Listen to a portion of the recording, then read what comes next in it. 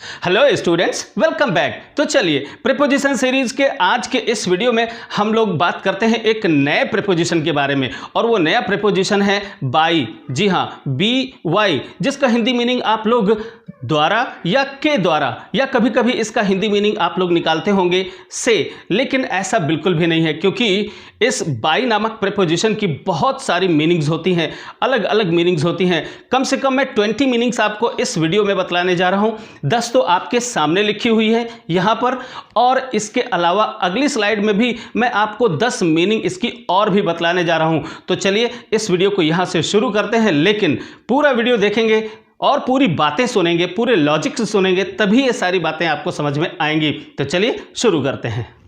तो चलिए बच्चों, जानते हैं बाई के बहुत सारे मीनिंग्स में से पहला मीनिंग क्या है। यहां पर देखिए, preposition by denotes all these meanings. ये ढेर सारी मीनिंग्स हैं जो ये बाई नामक प्रीपोजिशन डिनोट करता है। उनमें से पहली मीनिंग ये है भाई, देखिए बाई का पहला मीनिंग होता है नियर या बिसाइड या बाय द साइड ऑफ, यानी ये 3 अलग अलग मीनिंग्स होते हैं बाई। इनका सबका अपना इंडिविजुअल मीनिंग होता है, लेकिन बाई का ये तीनों ही मीनिंग होता है। इस बात को अच्छे तरीके से समझिए, जरा सेंटेंस को पढ़िए, फिर मैं आपको हर चीज को क्लियर करने का प्रयास करता हूं। देखिए यहां पर क्या है, the boy came and set, लड़का आया और बैठ गया। अब ध्यान दीजिए, अगर मैं यहां पर लिख देता हूं नियर, क्या लिख देता हूं, नियर, नियर मी, तो इसका मतलब हो गया कि लड़का आया और मेरे नजदीक बैठ गया। अब वो नजदीक कहीं पर भी हो सकता है, यहां पर भी हो सकता है, वहां पर भी हो सकता है, अगल हो सकता है, बगल हो सकता है, कहीं भी हो सकता है, ठीक है ना। अगर मैं बिसाइड यहां पर लिखता हूं तो बिसाइड का सीधा सीधा सा मतलब ये हो जाएगा, क्या हो जाएगा, ध्यान से सुनिए। बिसाइड का सीधा सा मतलब ये हो गया कि वो मेरे बगल में बैठ गया। बगल में मतलब बाय द साइड ऑफ बैठ गया। लेकिन ध्यान दीजिए, अगर मैं यहां पर बाई का प्रयोग करता हूं तो इसका क्या मतलब हुआ, इसका मतलब अब ये हो गया कि वो लड़का आया और बैठ गया। हो सकता है मेरे बगल में बैठ गया हो सकता है मेरे नज़दीक बैठ गया हो। तो ध्यान दीजिए, बाई का मतलब नियर भी हो सकता है, बिसाइड भी हो सकता है, और बाय द साइड ऑफ भी हो सकता है। इनफैक्ट बिसाइड और बाय द साइड ऑफ एक ही बातें हैं। अगला उदाहरण देखें और समझने का प्रयास करें इसको। हर विलेज इज, उसका गांव है। अब यहां पर आप अगर बाई लगा देते हैं तो इसका क्या मतलब हो गया, वही मतलब हो गया कि उसका गांव किसी रिवर के नज़दीक है, मीन्स नियर, नियर वाली सिचुएशन हो सकती है। बिसाइड है यानी बगल में है, भाई एक नदी बहती चली जा रही है, उसी के बगल में कोई एक गांव है, या बाय द साइड ऑफ, ये भी मीनिंग हो सकता है। क्लियर। तो आप यहाँ पर बाई के ये डिफरेंट मीनिंग्स यहाँ पर आप देख सकते हैं। तो जहाँ कहीं भी आप बाई का प्रयोग करेंगे तो वो ये सिचुएशन भी हो सकती है और ये वाली सिचुएशन भी हो सकती है, राइट। अच्छा, अब अगली बात देखिए यहाँ पर बिफोर। अब अच्छे से देखिए, बिफोर और नॉट लेटर देन, इसका क्या मतलब है। जब कभी किसी सेंटेंस में, ध्यान दीजिए, जब कभी किसी सेंटेंस में कोई स्पेसिफिक टाइम दिया हो और उस टाइम से पहले अगर बाई लगा हो, तो आप हमेशा ये कॉन्सेप्ट अपने दिमाग में रखें कि जिस भी एक्शन के घटित होने की बात की जा रही है वो एक्शन उस स्पेसिफिक टाइम से पहले वाला है, not later than that specific time नहीं है। अच्छा, इस बात को इन एग्जाम्पल्स की मदद से जरा समझिए, आपको बेहतर तरीके से समझ में आएगा। जैसे लिखा है, द राजधानी एक्सप्रेस विल अराइव, राजधानी एक्सप्रेस पहुंचेगी हियर, यहां पर पहुंचेगी। कब पहुंचेगी, अब 11 o'clock, ये एक स्पेसिफिक टाइम हो गया, ठीक है ना, एक निश्चित समय हो गया ये, ठीक है। अब उस निश्चित समय से पहले अगर आप बाई का प्रयोग कर देते हैं तो मतलब वही है, यानी बिफोर 11 o'clock, यानी 11 o'clock के बजने से पहले पहले वाली स्थिति है, यानी 11 o'clock के बाद नहीं। 11 o'clock जैसे ही होगा, 1 सेकेंड बढ़ेगा, सो वो क्या हो जाएगा, वो हो जाएगा लेटर देन 11 o'clock। तो इसका मतलब ये होता है बिफोर, यानी 11 o'clock से पहले पहले आ जाएगी, ना कि 11 o'clock के बाद, यानी नॉट लेटर देन के सेंस में नहीं होता है, एक्चुअली बिफोर के सेंस में होता है। जब हम कभी ऐसा सेंटेंस बोलते हैं कि भाई राजधानी एक्सप्रेस यहाँ पर 11 बजे तक आ जाएगी, तो 11 बजे तक से क्या मतलब होता है, 11 बजे से पहले पहले आ जाएगी, ये मीनिंग होता है। अच्छा, जैसे यहाँ पर है, by the end of this month, इस महीने के अंत तक, अगर यहाँ पर बाई का मतलब है तो ये महीना जो है ये 30 दिन पूरे होते होते आ जाना चाहिए, यानी सिविल हैव रिटर्न, वह वापस हो चुकी होगी, यानी कि वो वापस आ चुकी होगी। कब तक वापस आ चुकी होगी? इस महीना के खत्म होने से पहले। यहां पर इस बाई का मतलब क्या है? बिफोर होता है। ओके, ये आफ्टर के सेंस में नहीं, यानी एक महीने के बाद वाले सेंस में इसका प्रयोग नहीं होता है। इसका प्रयोग हमेशा ही बिफोर के सेंस में होता है, यानी किसी भी स्पेसिफाइड टाइम से पहले पहले तक। ओके, अच्छा, तीसरी मीनिंग देखते हैं ड्यूरिंग। ड्यूरिंग का मतलब होता है के दौरान या के दरमियान, यानी कोई चीज़ हो रही है, कोई टाइम है, उस टाइम के दौरान वाली जो मीनिंग है या जो सेंस है, उस सेंस को कन्वे करने के लिए आप बाई का प्रयोग कर सकते हैं। देखिए, जैसे एक सेंटेंस यहाँ पर लिखा है, ही ट्रेवल्ड और नाइट। अब अगर हम यहाँ पर ड्यूरिंग लिख दें, ड्यूरिंग द नाइट, ठीक है ना, ड्यूरिंग द नाइट, अगर ऐसा लिख देते हैं तो इसका मतलब क्या हुआ? रात थी। अब रात का मतलब जिस समय अंधेरा था, शुरू हुआ और समापन तक, यानी वो रात होती है। तो रात के दौरान, यानी जब अंधकार था शुरू से लेकर और अंत तक, उस दौरान उसने यात्रा करी। तो ये जो यात्रा हो रही है इस यानी नाइट के दौरान हो रही है, ठीक है ना। अब इसी वाले सेंस को कन्वे करने के लिए आपको क्या करना है? सिंपली अगर आप बाई का प्रयोग कर देते हैं ना, तो वही सेंस होता है जो अभी मैंने यहां पर लिखा था, ड्यूरिंग द नाइट।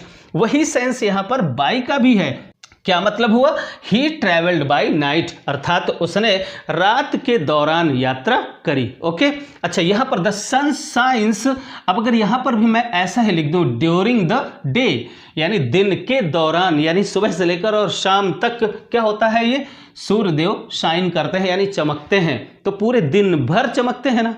ऐसा तो थोड़ी ना है कि बस थोड़ी देर के लिए चमके और गायब हो गए, नहीं, वो दिन भर के दौरान। तो ड्यूरिंग अ टाइम, यानी एक टाइम है। दिन क्या है? ये एक टाइम है, जब से सूर्यदेव उदित होते हैं और अंत होने के समय तक, अस्त होने के समय तक, वो एक टाइम होता है। और उस टाइम के दौरान, तो उस दौरान की मीनिंग को बताने के लिए भी आप यहां पर बाई का प्रयोग कर सकते हैं, the sun shines by day. ठीक, अच्छा, अब अगली मीनिंग देखते हैं, अक्रॉस। अक्रॉस का मतलब आप लोग जानते ही हैं, आर पार होना, किसी चीज से इधर से और उधर जाना, यानी इस बाउंड्री से उस बाउंड्री तक आर पार जाना। इस सेंस में भी आप बाई का प्रयोग करते हैं। कैसे? जैसे यहां पर कहा जाए, सी एंटर्ड, उसने प्रवेश किया। तो कहां से उसने प्रवेश किया? द फ्रंट डोर, यानी सामने वाले दरवाजे के आर पार, अक्रॉस द फ्रंट डोर। यहां पर इस मीनिंग को कन्वे करने के लिए भी आप बाई का प्रयोग करते हैं, ठीक है ना। तो बाई का एक मीनिंग ये भी होता है, अक्रॉस, ठीक है। अच्छा, अगली बात देखिए, पासिंग थ्रू। ये बहुत ही इंपॉर्टेंट है, इसको बहुत अच्छे से समझने का प्रयास करिएगा। देखिए, वी ट्रैवल्ड टू मुंबई, हम लोगों ने यहाँ से मुंबई की यात्रा की, और जहाँ से गुजरते हुए हम लोगों ने यात्रा करी, ठीक है ना। अगर वहाँ के प्लेसेस के नाम अगर हम दे देंगे तो वहाँ पर हम इस सेंस को प्रकट कर रहे हैं, पासिंग थ्रू, ठीक है ना। Passing through Agra and Itarsi, यानी हमने मुंबई की यात्रा करी आगरा और इटारसी से गुजरते हुए, ठीक है ना। पासिंग थ्रू का मतलब में से। अब इस सेंस को भी आप प्रकट करने के लिए क्या करते हो? बाई का प्रयोग अगर कर देते हो तो आपको पासिंग थ्रू जैसी कोई अलग से कोई बात लिखने की यहाँ पर जरूरत नहीं पड़ेगी। और इसका मतलब क्या हुआ? We travel to Mumbai by Agra and Itarsi, यानी हम आगरा और इटारसी से होते हुए हमने मुंबई की यात्रा की, ठीक है ना। सो पासिंग थ्रू का मतलब में से होते हुए, गुजरते हुए। और उसी से मिलता जुलता एक और मीनिंग है, लेकिन थोड़ा सा उससे डिफरेंस है। देखिए जरा क्या है, टू पास माने गुजरना। अब अगला सेंटेंस पढ़ेंगे तो बहुत अच्छे से आपको समझ में आएगा। I go by the State Bank every morning on my way to school, ठीक है। यानी सुबह सवेरे जब मैं स्कूल जाता हूं तो स्कूल जाने के रास्ते पर मैं स्टेट बैंक के सामने से गुजरता हूं। तो टू पास का मतलब यहां पर गुजरना है।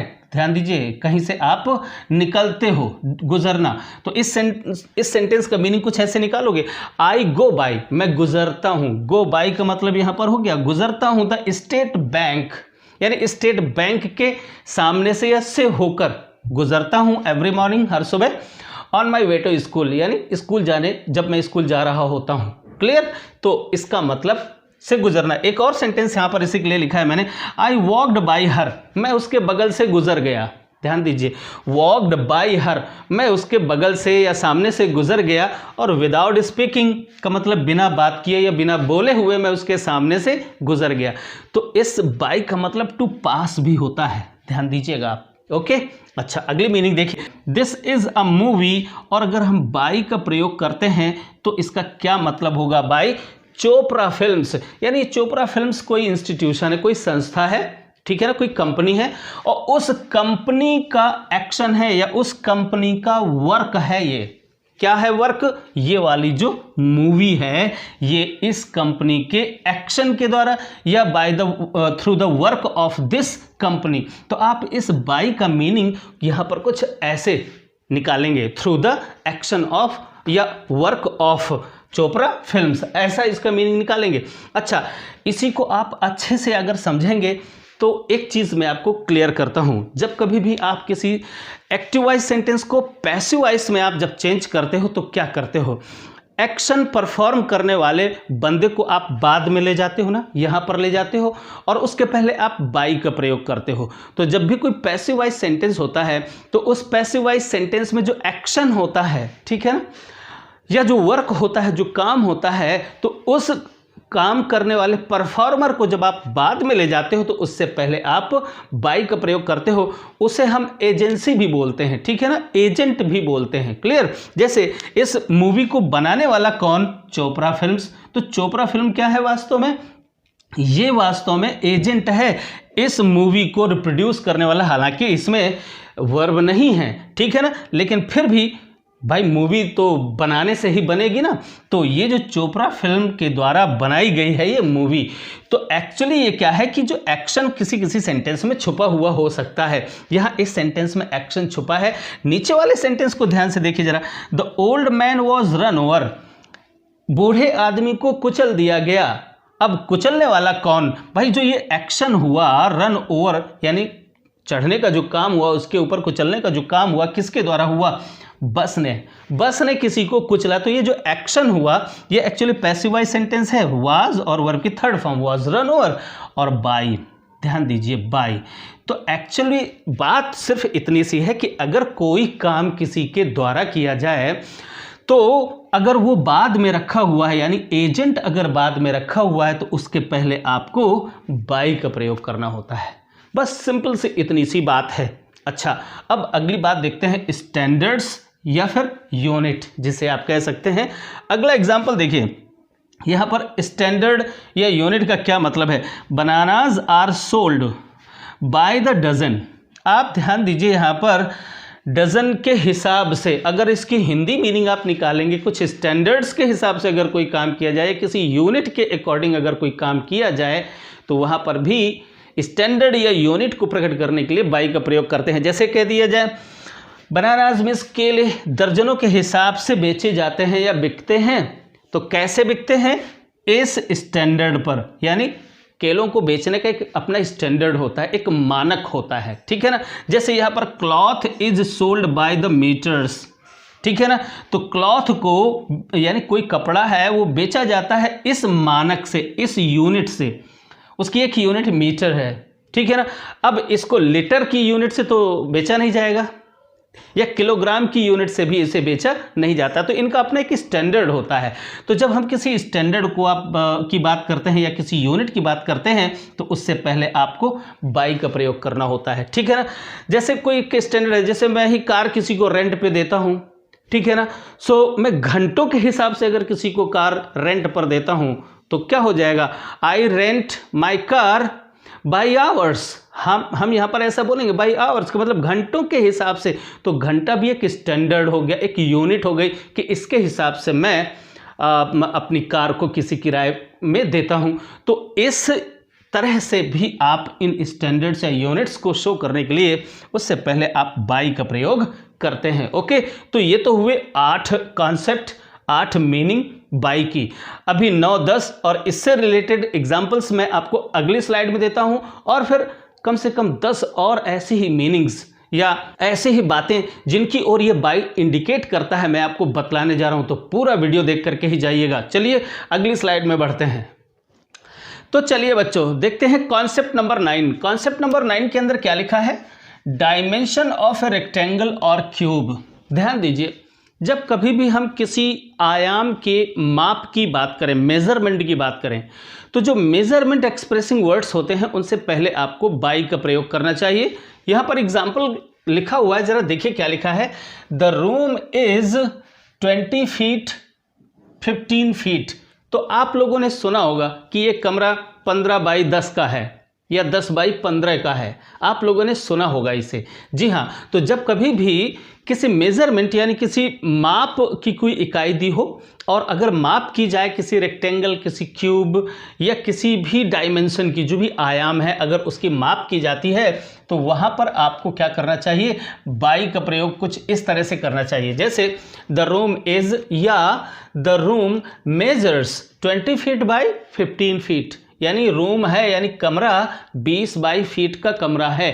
अगर आपको ये कहना है तो यहाँ पर ये जो मेजरमेंट शो करने वाले वर्ड्स हैं उनके पहले आपको बाई का प्रयोग करना चाहिए, राइट। अच्छा, अगली बात देखिए, अगली मीनिंग क्या है इस बाई नामक प्रीपोजिशन की, to the extent of.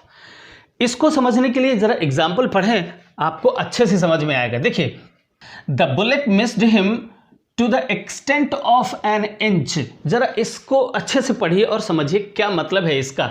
Bullet, bullet का मतलब है किसी गन से चलाई गई कोई गोली, तो वह गोली मिस कर गई यानी चूक गई, गोली उसे हिट नहीं की बल्कि निकल गई। कहाँ से निकल गई, to the extent of an inch, यानी 1 इंच की दूरी से। तो यहाँ पर टू द एक्सटेंट का मतलब क्या है, गोली और किसी के शरीर के बीच का जो एक्सटेंट है, उस एक्सटेंट को शो करने के लिए आप बाई का प्रयोग करते हैं। और इसके स्थान पर, किसके, टू द एक्सटेंट ऑफ के स्थान पर अगर आप बाई का प्रयोग कर देंगे कुछ इस प्रकार से, the bullet missed him by an inch.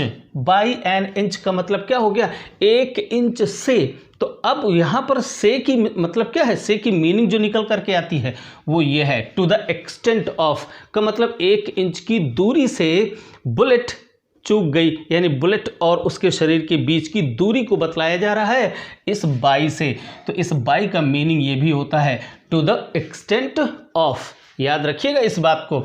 अच्छा, अगली जो मीनिंग है वो क्या है, अकॉर्डिंग टू का मतलब के अनुसार, ठीक है, या from the evidence of. Evidence माने क्या होती है, कोई गवाही होती है। जरा सेंटेंसेस पढ़िए तो आपको इनकी मीनिंग और बेहतर तरीके से क्लियर होगी। देखिए, यहाँ पर लिखा हुआ है व्हाट इज द टाइम, समय क्या है, अकॉर्डिंग टू योर वॉच, यानी तुम्हारी घड़ी में। अब कई बार ऐसा हम लोग हिंदी में बोलते हैं, तुम्हारी घड़ी में क्या बजा है, तो घड़ी में क्या, तो इस में की इंग्लिश आपको इन नहीं बनानी है। एक्चुअली वहाँ पर जो उसका मीनिंग है वो क्या है, आपकी घड़ी के अनुसार, यानी आपकी घड़ी में कोई दूसरा टाइम हो सकता है, मेरी घड़ी के अनुसार कोई दूसरा टाइम हो सकता है। क्लियरली अगर हम बोलें, अलग अलग घड़ियों में अलग अलग टाइम हो सकता है, 2, 4, 5 मिनट का डिफरेंस हो सकता है। तो वहाँ पर क्या होता है कि जब हम कभी किसी घड़ी में समय की बात करते हैं तो अकॉर्डिंग टू का सेंस होता है वहाँ पर, ठीक है ना। अब इस अकॉर्डिंग टू के अलावा अगर हम किसी प्रीपोजिशन का प्रयोग करें तो क्या बनेगा, what is the time bye your watch. तो अब इसका हिंदी मीनिंग कुछ द्वारा जैसा ऐसा कुछ निकालने का प्रयास मत किया करिए। इनफैक्ट क्या है, वो टाइम है according to your watch, time according to my watch, या फिर टाइम बाय माई वॉच या बाय योर वॉच। तो यहाँ पर अकॉर्डिंग टू का मीनिंग एक्चुअली ये बाय से प्रकट किया जा सकता है। इसी प्रकार से फ्रॉम द एविडेंस ऑफ माने गवाही। जरा यहाँ पर देखिए गवाही क्या है, सबूत क्या है। देखिए, from the evidence of the look on his face, यानी उसके चेहरे का जो लुक है यानी जो भाव है, तो उसके चेहरे की गवाही के अनुसार। यहाँ पर क्या है, एविडेंस माने कोई सबूत या कोई गवाही होता है, ठीक है ना।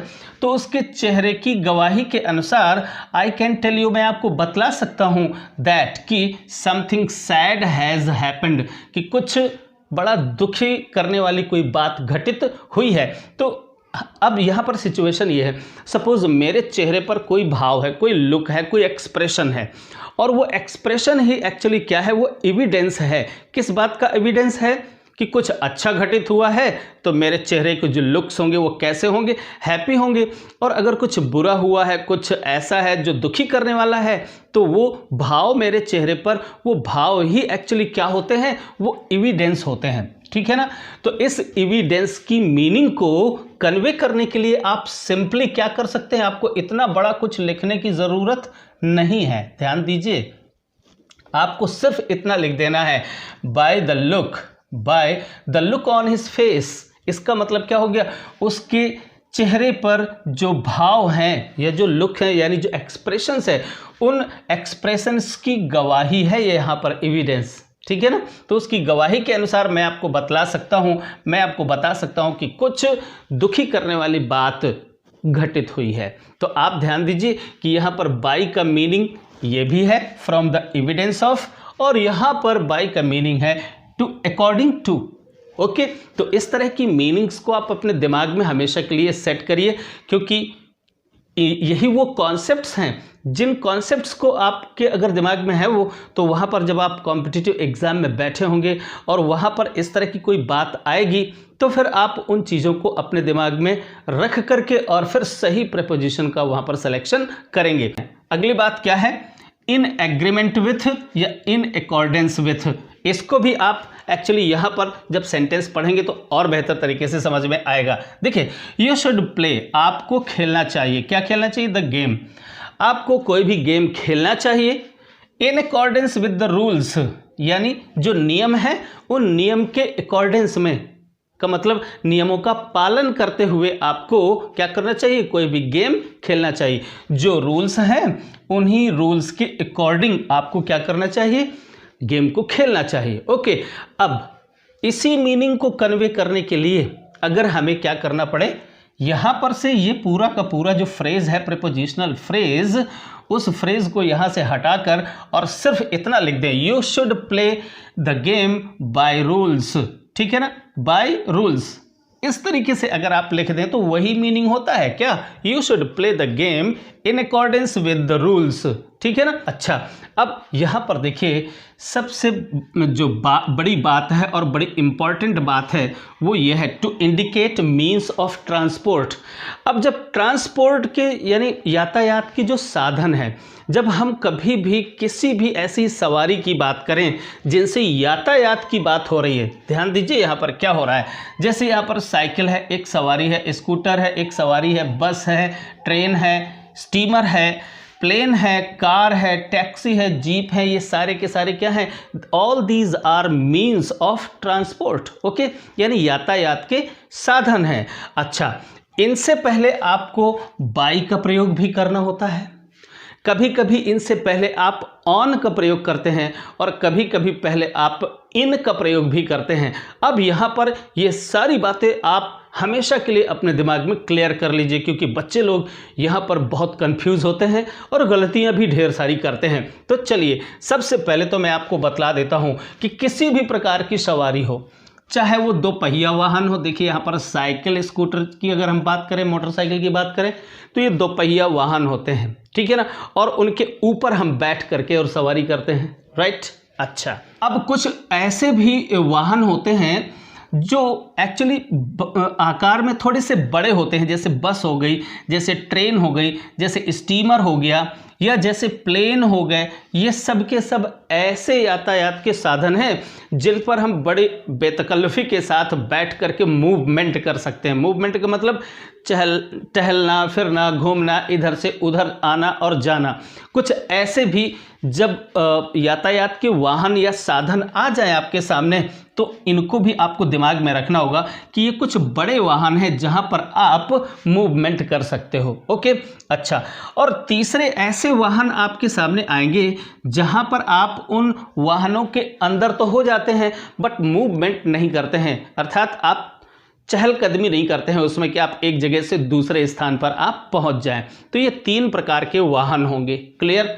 अच्छा, तो तीन प्रकार के वाहनों में अलग अलग किस्म के प्रीपोजिशंस आते हैं, बट ध्यान रखिए कि सभी के सभी, चाहे वो छोटे वाहन हो, चाहे बड़े वाहन हो, चाहे दोपहिया वाहन हो, चाहे किसी भी प्रकार का वाहन हो, जब यातायात के संबंध में जब बात करी जाएगी तो सबके पहले बाई आएगा। ध्यान दीजिए, बाई और किसी भी वाहन के बीच में ना तो कोई आर्टिकल होगा और ना ही कोई पजेसिव एडजेक्टिव होगा। मैं भी एग्जाम्पल्स के थ्रू आपको बतलाऊंगा।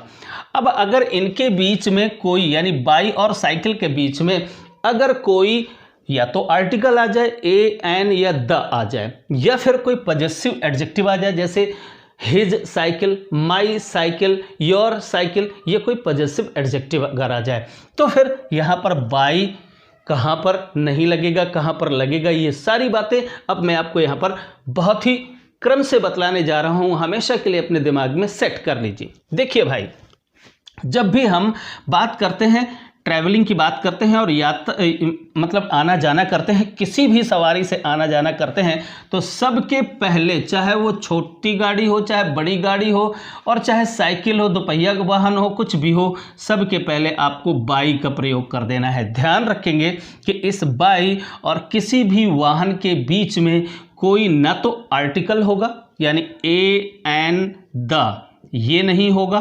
ध्यान दीजिए, ये नहीं होगा, और साथ ही साथ इसके बीच में न तो कोई पजेसिव एडजेक्टिव होगा, जैसे हिज हो गया, योर हो गया, ये क्या होते हैं, ये पजेसिव एडजेक्टिव्स कहलाते हैं, ये बिल्कुल भी नहीं होगा। तो जब ये बिल्कुल भी ना हो तब ध्यान दीजिए, प्रत्येक वाहन से पहले आपको बाई का प्रयोग करना है। याद रखेंगे क्या इस बात को? बहुत धीरे से मैंने बतलाया है, जल्दबाजी में मैंने नहीं बतलाया है। चलिए आगे देखिए। अब इस सेंटेंस में क्या लिखा है, ही वेंट टू स्कूल, और फिर इसके बाद यहाँ जो वाहन है, तो ध्यान दीजिए ये वाहन कौन सा वाहन है, अच्छे से देखिए। ये सारे के सारे कुछ बड़े वाहन हैं जिन पर आप चहलकदमी कर सकते हैं, यानी मूवमेंट कर सकते हैं, इधर से उधर आना जाना कर सकते हैं। और उनसे पहले अगर कोई आर्टिकल लगा हुआ है, देखिए जरा, तो जब इनसे पहले कोई आर्टिकल लगा होगा तो आपको क्या करना पड़ेगा, यहाँ पर ऑन का प्रयोग करना पड़ेगा। ध्यान रखेंगे आप। पहली बात क्या है, कोई भी वाहन हो, छोटा हो, बड़ा हो, एक पहिए का हो, दो पहिए का हो, चार पहिए का हो, कुछ भी हो, अगर बाई और उस वाहन के बीच में कोई आर्टिकल नहीं होना चाहिए, ना ही कोई पजेसिव एडजेक्टिव होना चाहिए। ठीक है ना। अच्छा, दूसरी बात आती है, कुछ बड़े वाहन होते हैं जो पब्लिक वाहन होते हैं, वो बड़े होते हैं जिनमें हम इधर उधर चहलकदमी कर सकते हैं, तो फिर वहाँ ऑन लगेगा। कब लगेगा, जब उनके पहले कोई आर्टिकल लगा होगा तो वहाँ पर ऑन लगेगा। ठीक है। अच्छा, अगली बात देखिए, ही गोज टू स्कूल। अब इसके बाद देखिए यहाँ पर क्या है, ये छोटे वाहन हैं, ऐसे वाहन जिनके अंदर तो हम हो जाते हैं, ठीक है, लेकिन चहलकदमी नहीं कर सकते हैं। अब जब हम उसमें मूवमेंट नहीं कर सकते हैं तो फिर क्या होगा, यहाँ पर ऑन नहीं बल्कि इन आएगा।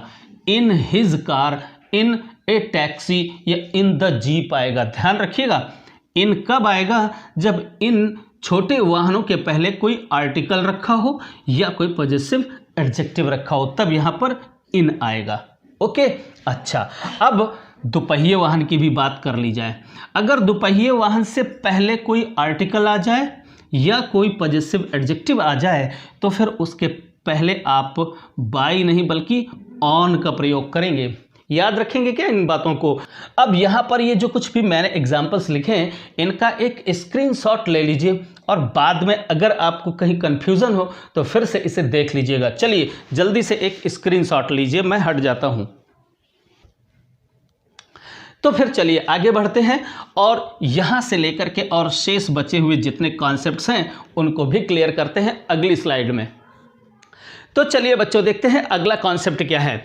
अगला कॉन्सेप्ट है कि इस बाई का प्रयोग किया जाता है इन बातों को इंडिकेट करने के लिए। जरा देखिए, रूट टेकन, अगर आप किसी मार्ग से होकर गुजर रहे हैं, यात्रा कर रहे हैं, तो कई प्रकार के ऐसे हिंदी सेंटेंसेस होते हैं, जैसे कह दिया जाए वह रोड से आया, वह समुद्री मार्ग से आया, वह बाय एयर आया।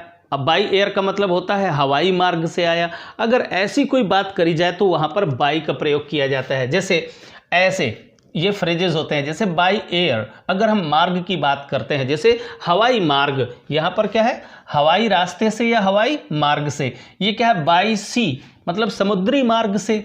बाय अंडरग्राउंड का मतलब होता है भूमिगत मार्ग से, बाय रोड का मतलब रोड के मार्ग से, ठीक है ना, सड़क मार्ग से, या बाय रेल मार्ग से। तो अगर मार्ग की बात करी जाए तो वहां पर हमेशा ही आपको क्या करना चाहिए, बाय का प्रयोग करना चाहिए। ओके, जैसे कह दिया जाए ही वेंट टू अमेरिका, वह अमेरिका गया।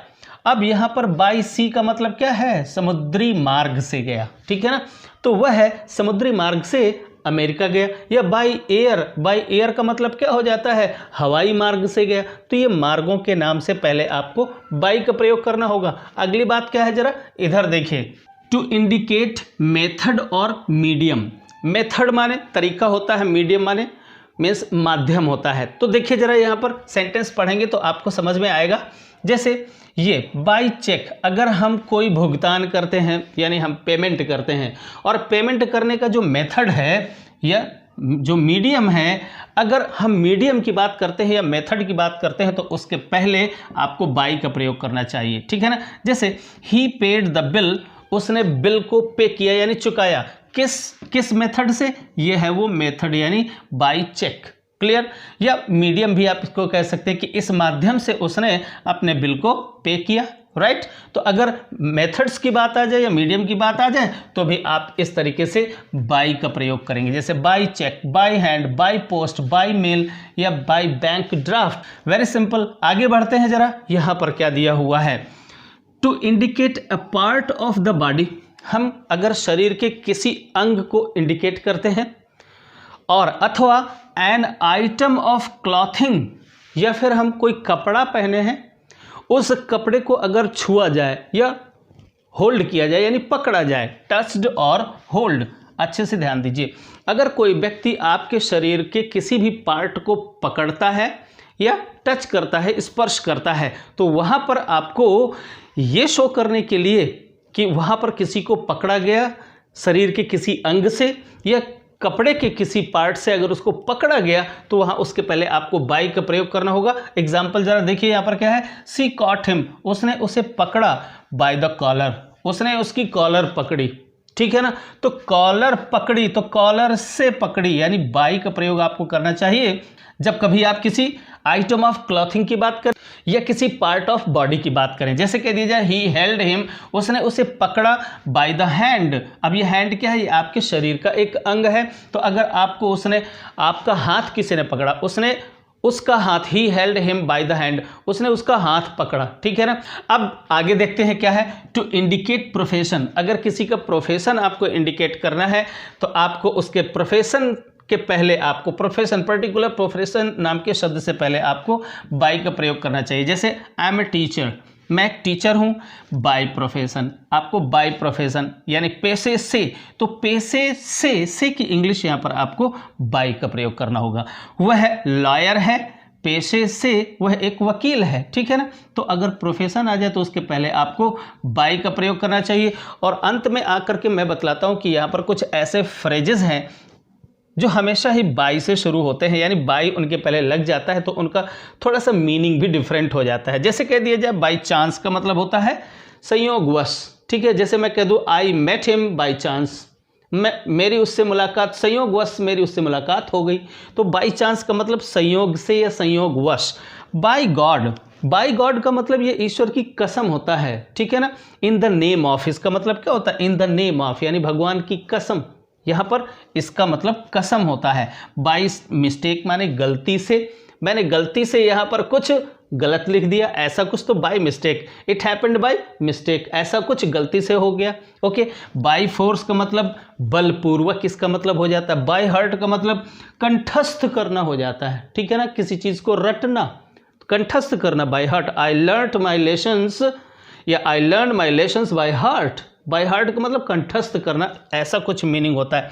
बाय माई सेल्फ का मतलब खुद अकेले ही। तो इतनी ढेर सारी बातें हैं जो बाय नामक प्रीपोजिशन कभी डिनोट करता है अपनी मीनिंग, और या फिर कभी इन चीज़ों को वो इंडिकेट करता है। आशा करता हूँ कि ये सारी बातें आपको समझ में आई होंगी।